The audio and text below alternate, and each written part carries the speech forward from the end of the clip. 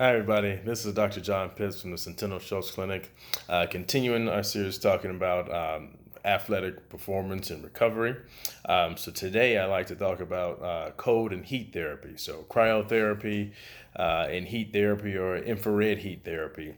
So number one, what does heat and cold therapy do in general for the body? So they both acutely can reduce pain.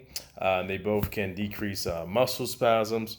But cold therapy actually decreases your metabolism. Heat increases metabolism. Cold decreases blood flow, and heat increases blood flow. Cold can decrease inflammation. Heat can actually stimulate your natural inflammation. Cold reduces swelling or edema. Heat may have no effect or increase swelling a little bit.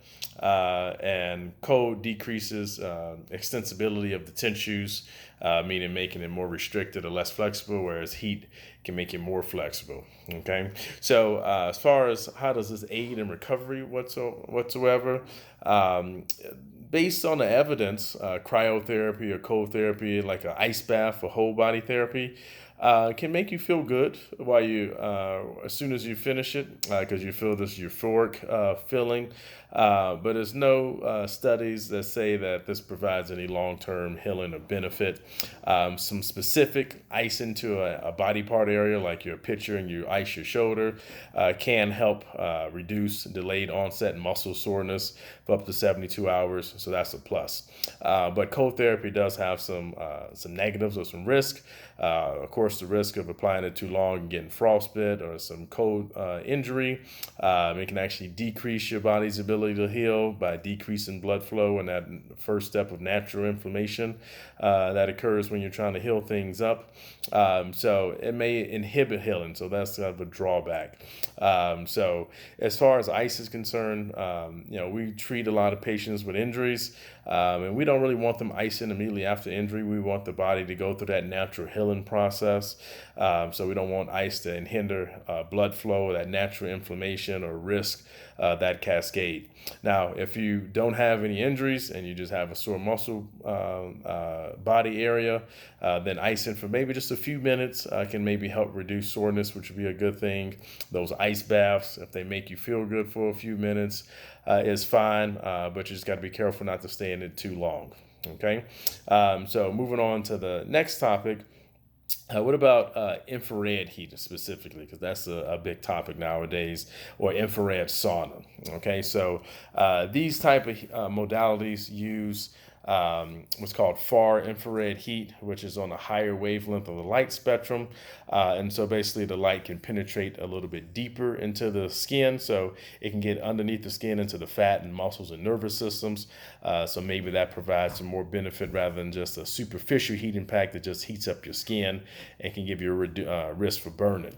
If you go into a far infrared sauna, the air isn't as hot because those wavelengths of light are penetrating deeper into your skin. So some people can tolerate that better than being in a regular sauna where it can get pretty hot and muggy in there. It's not a lot of evidence out there to say that it helps recovery. There's some small studies that show maybe some mild improvements in neuromuscular system recovery if you've performed some maximum endurance efforts.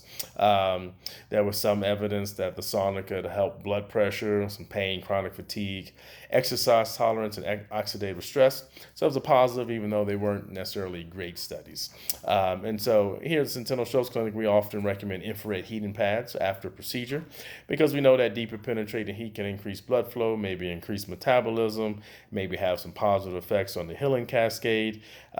These heating pads usually have a self-timer, so you can't overheat it. So they usually cut off after 30 minutes. And we only tell you to do it 2 to 3 times a day. So that's kind of our max recommendation. A regular heating pad can help with maybe some acute pain, but a little bit higher risk of sores. In fact, I just saw a patient a couple weeks ago who heated an area after we treated, and the heating pad was too hot, or he left it on too long, and developed blisters that are now giving him issues separate from what we did. So we don't necessarily recommend regular heating pads often, and you have to be careful not to fall asleep on them, not to apply them too long, and not to have it too hot. So those are recommendations for heat and cold therapy. Cold therapy just for sore muscles. Heat is usually better after injuries or after treatments. And infrared heat we would recommend over a regular heating pad. Of course, if you have any injuries keeping you from working out or doing what you want to do, we specialize in treating that here at Centennial Schultz Clinic, so give us a call. You guys take care and stay tuned for more.